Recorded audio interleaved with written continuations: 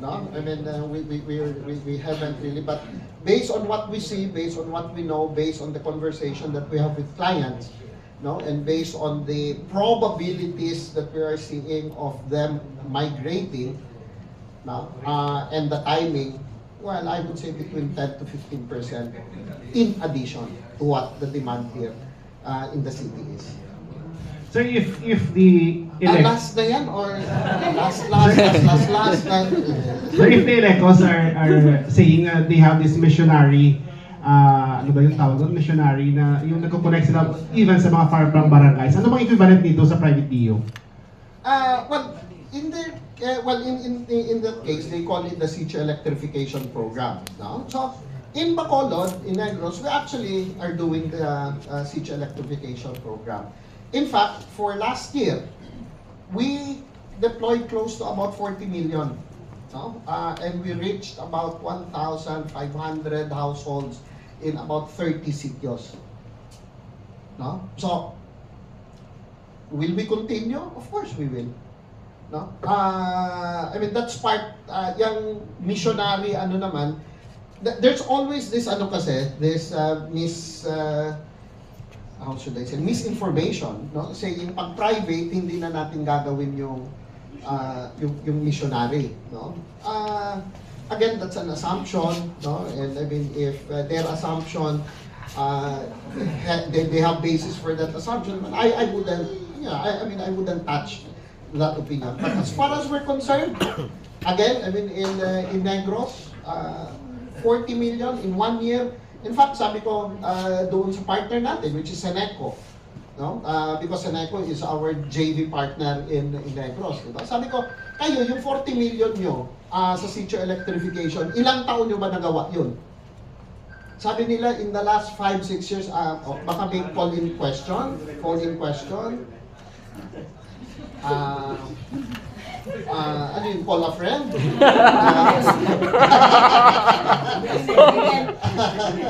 Let's schedule that. Oo. No? So again, I mean, they can always say that, no? But as far as we're concerned, I mean, that is part of our program. Okay, sige. Sir, Mariana. may isa pa gali, sir. Sir, pwede kami pangayo updates or pwede naman mabalaan kung ano ang meeting about sa Kalibo More Power. Ang nag-meet ka mo with Kalibo Mayor. Yeah, oo. Is it about expansion? I was just on my way to Boracay and he knew that I was, no. I mean, di ba, I remember when we had that, golf, no? Yung Corriente, no? Which was our anniversary golf tournament, no? Si Mayor was actually there, no? So we're friends. So, well, Nomalis. Nomalis. Umalis ako.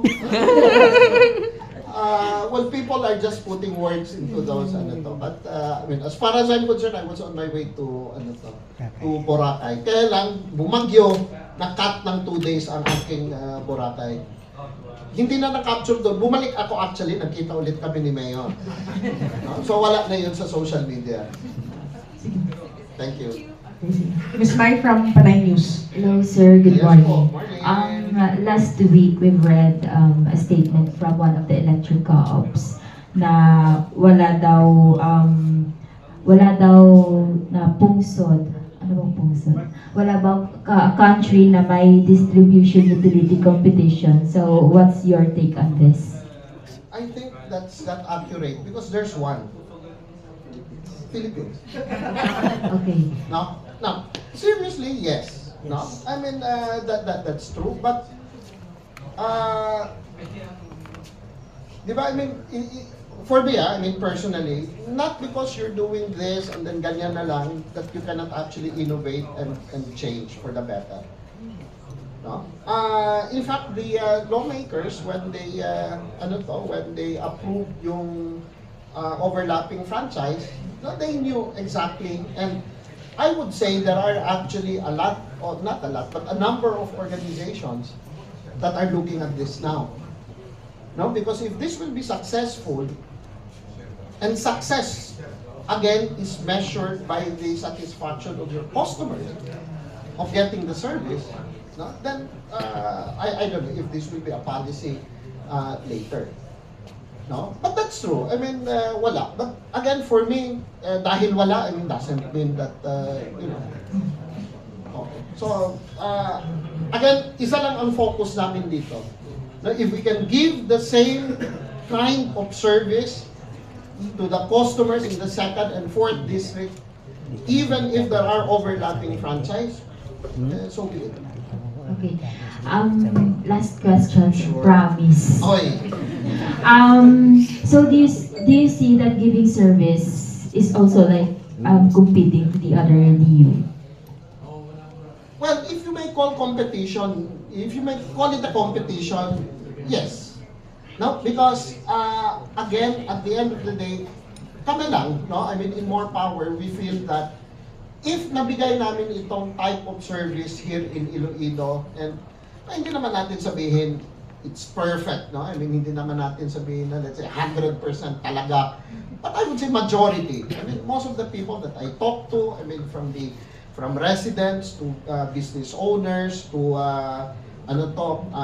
city officials, everybody naman, I would say, are okay with it. Diba? They saw the improvement, they saw the they saw what we have been doing the last 5 years. No? They felt na sabi nga nila nung iba pag may bagyo alam nilang brown out na. Ngayon, pag alam nilang bagyo, alam nilang may kuryente. So, people feel it. So, our drive, no, and our motivation, no, in More Power is that if we're able to give it to consumers here in Iloilo, and if we can do it, no, to consumers outside of Iloilo in the most legal way, why not? Now, if that would put them on their toes or on their feet,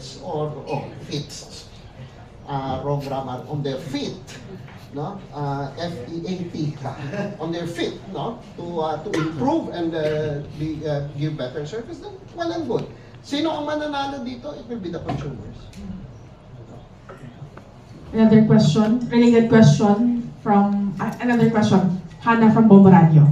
Good morning, sir. Good morning, Hannah. Sir, with your expansion po sa province of Iloilo, other DOs po is ginagamit yung expansion nyo sa may Negros na hindi pa daw natapos. What's your reaction to this, sir? Hindi pa natapos ang alin ang? Yung sa Negros expansion, sir.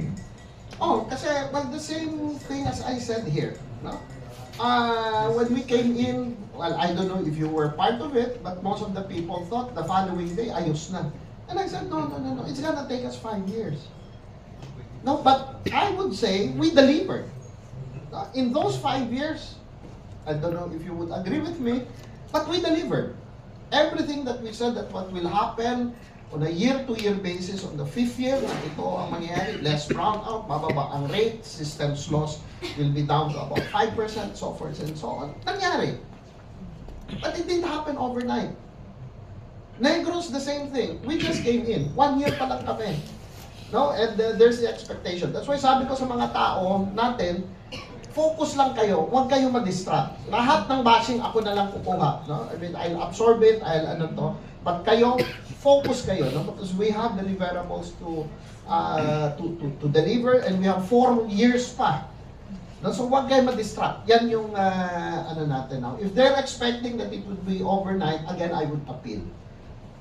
The same way that I appeal to consumers here, give us time, give us And again, in the last 1 year that we were there, we've proven naman, no, na na-deliver na namin yung expectation for the first year. So give us Now, if we can all pray na wag nang dumaan si Tino and all the others sa Negros na mas mabuti.